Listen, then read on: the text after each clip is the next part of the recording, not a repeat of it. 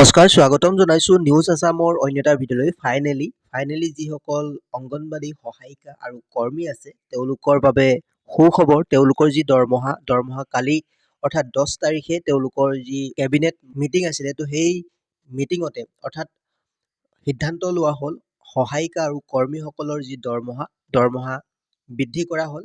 সহায়িকাসকলৰ দৰমহা হ'ল 4,000 টকা আৰু কৰ্মীসকলৰ যি দৰমহা অৰ্থাৎ অংগনবাড়ী কৰ্মীসকলৰ দৰমহা 8,000লৈকে বৃদ্ধি কৰা হ'ল।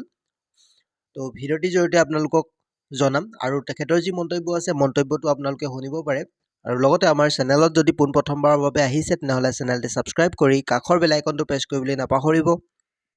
অংগনবাড়ী কৰ্মীসকলৰ দৰমহা তেওঁলোকে আগত 2,000 টকা ৰাজ্য চৰকাৰৰ পৰা পাই আছিল, ভাৰত চৰকাৰৰ পৰা 4,500 টকা পাই আছিল।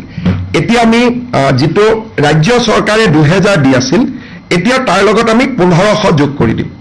তাৰমানে they will get 3,500 from state government, 4,500 টকা কেন্দ্ৰীয় চৰকাৰৰ পাব।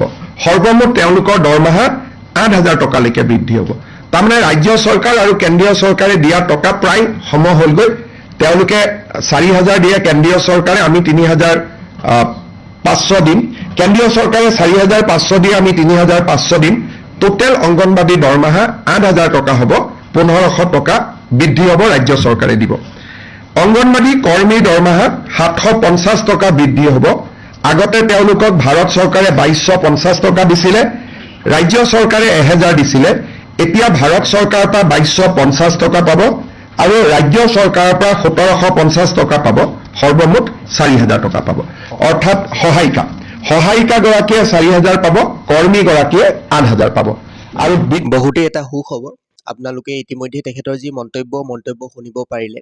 সহায়িকাসকলৰ 4,000লৈ বৃদ্ধি কৰা হৈছে আৰু কৰ্মীসকলৰ দৰমহা বৰ্তমান হ'ব 8,000 টকা। অৰ্থাৎ অক্টোবৰ মাহৰ পৰা এই যি দৰমহা লাভ কৰিব অংগনবাড়ী সহায়িকা আৰু কৰ্মীসকল। তেওঁলোকে ইমান দিনে যি প্ৰতিবাদ সাব্যস্ত কৰিছিলে বা বিভিন্ন সময়ত বিভিন্ন মাত মাতিছিলে যে আমাৰ দৰমহা কম, তেওঁলোকৰ বাবে এই সুখবৰটি আপোনালোকলৈ লৈ আহিলোঁ। আৰু কিন্তু ইয়াতে আপোনালোকে চাব পাৰে সহায়িকাসকলৰ যি দৰমহা অলপ কম হ'ল আৰু অলপ বঢ়াব লাগিছিল 2,000 বা 3,000লৈ, কিন্তু তেওঁলোকৰ যি দৰমহা 4,000 কৰিলে, কিন্তু কৰ্মীসকলৰ দৰমহা 8,000 কৰিলে। তো ভিডিঅ'টিৰ জৰিয়তে আপোনালোকক ইমানেই জনাবলগীয়া আছিল। আপোনালোকে যদি আমাৰ চেনেলত পোনপ্ৰথমবাৰৰ বাবে ভিজিট কৰিছে তেনেহ'লে চেনেলটি ছাবস্ক্ৰাইব কৰি ল'ব আৰু কাষৰ বেল আইকনটো প্ৰেছ কৰিবলৈ নাপাহৰিব এনেকুৱা ধৰণৰ ভিডিঅ'সমূহ পাই থাকিবলৈ। ধন্যবাদ।